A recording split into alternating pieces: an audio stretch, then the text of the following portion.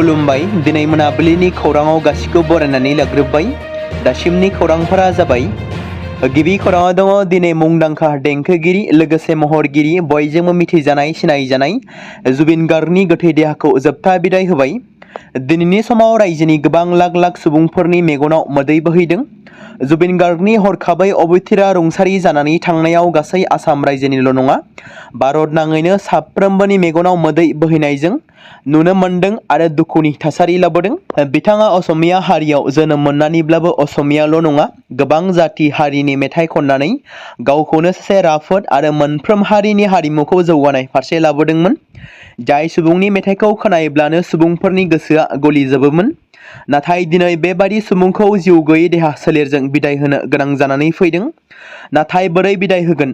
गोबां सुबुंफ्रा बिखा गावदों। मख'नो गोनां बाथ्रा दि जुबिना सासे गोबां रोंगौथि गोनां देंखोगिरिमोन। थांना थानाय समाव बिथाङा मोन 30निबो गोबां रावाव मेथाइ खनबोदों जेराव 38,000निबो बांसिन मेथाइ खननानै जारिमिन सोरजिदों। नाथाय दुखुनांथाव बाथ्रा दि बिथां बायदि बयजोंबो अनसायजानाय मानिजानाय सुबुङा दिनै जोंनि गेजेराव गैलिया। बे बाथ्राखौ मख'नो गोनांबावदि बिथांनि गिबि एलबाम अनामिकाया 1999 मायथाइयाव रिलिज जादोंमोन। सा सानजा रायजोआव बिथांखौ सासे मुंदांखा मेथाइ खनगिरि, लिरगिरि, सावथुन दिहुनगिरि आरो लोगोसे फावखुंगुर महरैल' मिथिनाय जायामोन।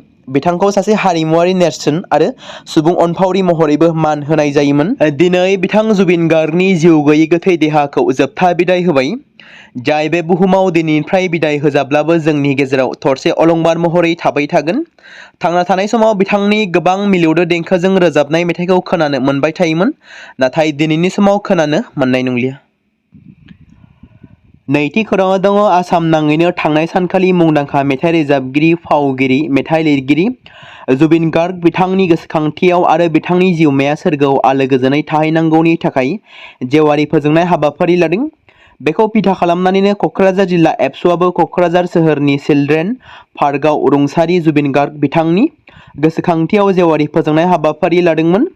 मख'जाथावदि जेवारि फोजोंनाय हाबाफारियावनो मिरु एबसुनि लेङाइ आफादगिरि मानगोनां खोरोमदावारि, सराइदेव जिल्ला एबसुनि बोसोनगिरि हरेन काख्लारि, धेमाजि जिल्ला एबसुनि लोगो थुनलाइ नेहाथारि पबित्र कुमार ब्रह्म, क'क्राझार जिल्ला एबसुनि लेङाइ आफादगिरि काम्पा बसुमतारी, सोलोंथाइ नेहाथारि हांगामा नार्जारि बिथांमोनजों लोगोसे क'क्राझार जिल्ला एबसु आरो ओनसोलनि सानसुमै बिथांमोनाबो बाहागो लादोंमोन।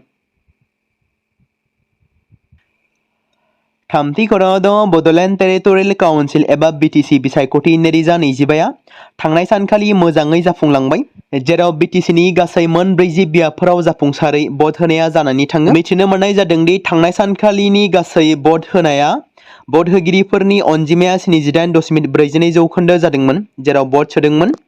जिल्ला हिसाबै बाक्सा जिल्लायाव 76.92% भट सोगिरि, चिरां जिल्लायाव 80.17% भट होगिरि, क'क्राझाराव 89.27%, बेनि गेजेराव तामुलपुराव 75.9%, उदालगुरियाव 75.17%। मख'नो गोनांदि बिसायख'थि आय'गआ गासैबो बेल बक्सफोरखौ रैखाथियै लाबोफिननाय जादोंमोन। बिसायख'थि खान्थिनि सैथोथि आरो रोंग'थिखौ थि खालामदों। भट साननाया 20 सेप्तेम्बराव जागोन आरो बिसायख'थिनि हाबाफारिया 28 सेप्तेम्बरनि सिगां जोबगोन होनना साननाय जादों।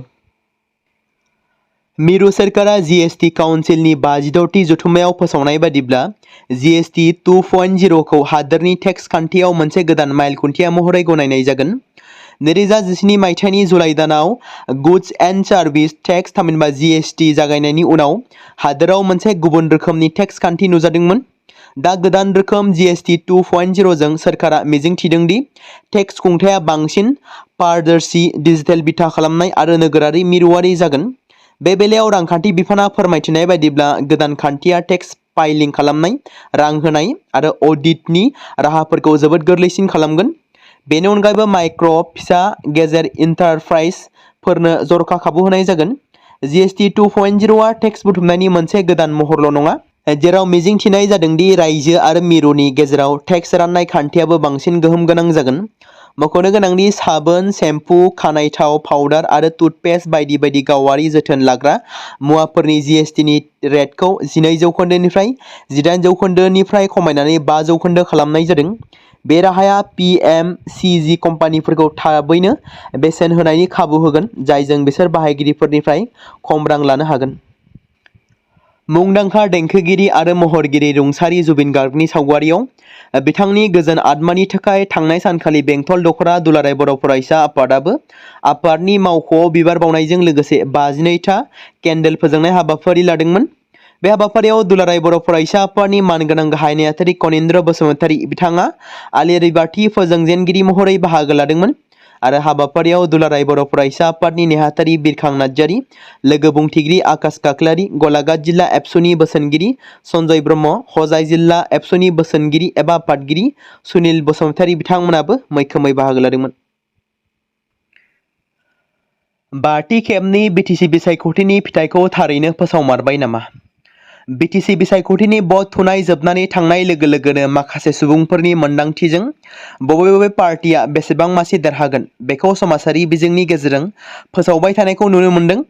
बर'नि माखासे खौरां बिजोंफोरावबो फोसावनायखौ नुनो मोनगासिनो थादों। दासान्दि इउपिपिएल दोलोआ एसेखिनि मोनगोन, बिपिएफ दोलोआ एसेखिनि मोनगोन, बिजेपि दोलोआ एसेखिनि मोनगोन आरो गुबुन गुबुन पार्टिया एसेखिनि मोनगोन बायदि बायदि मोनसे नट खालामनायखौ नुनो मोन्दों। बेबायदिनो मैयानि जालांनाय 2025नि बिटिसि बिसायख'थिनि भट थुनायनि मोन्दांथि बादियै बड'लेण्ड बुब्लिनि बायदिब्ला इउपिपिएल पार्टिया मोन 22 मासि मोनगोन, बिपिएफ पार्टिया मोन 7, बिजेपि पार्टिया मोन 11, एपिबिआ 0। बेबायदिनो राइजिं बड'लेण्ड खौरांनि बायदिब्ला बिथांमोननि बायदिब्ला इउपिपिएल दोलोआ मोन 18 मासि मोनगोन, बिपिएफ दोलोआ मोन 11, बिजेपिआ मोन 11।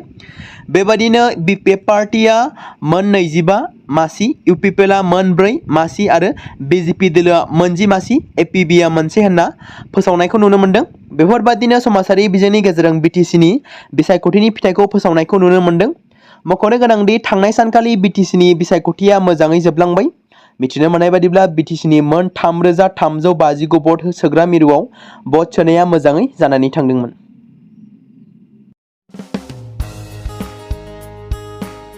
बे समाव मोनसे गोनां फोसावथाय बर' सावथुन नायनानै मोजां मोनग्रा गासै बर' रायजो राजाफोरनि गेजेराव लानानै फैदों मोनसे बर'नि OTT प्लेटफर्म गोनां, जाय प्लेटफर्मनि गेजेरजों नोंथांमोना बर'नि गोदान सावथुनफोरखौ नुनो मोनगोन। थांनाय माखासे बोसोर सिगां बर'नि गेजेराव लानानै फैनाय निउबो एप बायदिनो फिन आरोबाव लानानै फैदों बर' रायजो राजाफोरनि थाखाय। बे बाथ्राखौ मख'नाया गोनांदि 2025 मायथाइनि जानुवारि दानाव ओंखारनाय आंगो स्ट्रिम मुंनि मोनसे OTT प्लेटफर्म गोनां निउबो एपनि गेजेरजों नोंथांमोना गोबांथार बर'नि सावथुनफोर जेरै ट्रेजेडि, रमान्टिक, एक्शन आरो कमेडिजों बुंफबनाय सावथुनफोरखौ नुनो मोनगोन। जेरै सनानि नखर, थांखि गैयै समाज, अनसुला आफा, हिर', बिमा बायदि बाजै, अर, थैसाम, वान्टेड, संदान आरो रं नाम्बार बायदि सावथुनफोरा मख'जाथाव। बेफोर सावथुनफोरखौ नायनो थाखाय नोंथांमोना गिबियावनो आंगो स्ट्रिम एपखौ गाव गावनि मबाइलाव थानाय प्ले स्ट'रनिफ्राय डाउनल'ड खालामनानै लोगोसे इनस्टल खालामनानै गावनि मबाइल नाम्बारजों लगइन खालामनानै लाग्रोनांगोन। बेनि उनाव नोंथांमोना गोबांथार नुनो मोनै सावथुनफोरखौ गुगोल पे, फन पे आरो पेटिएमजों रं नाम्बार सावथुनखौ नायनो थाखाय 60 रां आरो संदान सावथुनखौ नायनो थाखाय 80 रां, वान्टेड सावथुनखौ नायनो थाखाय 60 रां, थैसाम सावथुनखौ नायनो थाखाय 60 रां बेबायदिनो गोबांथार नुनो मोनै सावथुनफोरखौ नायनो थाखाय सुबिदा खालामनानै होदों आंगो स्ट्रिम प्लेटफर्मा। फिन नोंथांमोननि गेजेराव फोरमायबावनो लादों बर' सावथुन नायनानै मोजां मोनग्रा गासै बर' रायजो राजाफोरनि गेजेराव लानानै फैदों मोनसे बर'नि OTT प्लेटफर्म गोनां, जाय प्लेटफर्मनि गेजेरजों नोंथांमोना बर'नि नुनो मोनै सावथुनफोर जेराव गोदान गोजाम सावथुनफोरखौ नुनो मोनगोन। बे बाथ्राखौ मख'नाया गोनांदि 2025 मायथाइनि जानुवारि दानाव दिहुनजानाय आंगो स्ट्रिम मुंनि मोनसे OTT प्लेटफर्म गोनां एपनि गेजेरजों नोंथांमोना गोबांथार बर'नि ट्रेजेडि, रमान्टिक, एक्शन आरो कमेडिजों बुंफबनाय सावथुनफोरखौ नुनो मोनगोन। जेरै रं नाम्बार, संदान, वान्टेड, थैसाम, अर, बिमा बायदि बाजै, हिर', अनसुला आफा, थांखि गैयै समाज, सनानि नखर बायदि बायदि सावथुनफ्रा मख'जाथाव। बेफोर सावथुनफोरखौ नायनो थाखाय नोंथांमोना गिबियावनो आंगो स्ट्रिम एपखौ गाव गावनि मबाइलाव थाखानाय प्ले स्ट'रनिफ्राय इनस्टल खालामनानै गावनि मबाइल नाम्बारजों लगइन खालामखांनायनि उनाव नोंथांमोना गोबांथार नुनो मोनै सावथुनफोरखौ गुगोल पे, फन पे आरो पेटिएमजों रं नाम्बार सावथुनखौ नायनो थाखाय 60 रां, संदान सावथुनखौ नायनो थाखाय 80 रां, वान्टेड सावथुनखौ नायनो थाखाय 60 रां, थैसाम सावथुनखौ नायनो थाखाय 60 रां बेफोरबायदिनो अर सावथुनखौ नायनो थाखाय 60 रां पे खालामनांगोन। बेबायदिनो गोबांथार नुनो मोनै बर' सावथुनफोरखौ नायनो थाखाय सुबिदा खालामनानै होदों आंगो स्ट्रिम प्लेटफर्मा।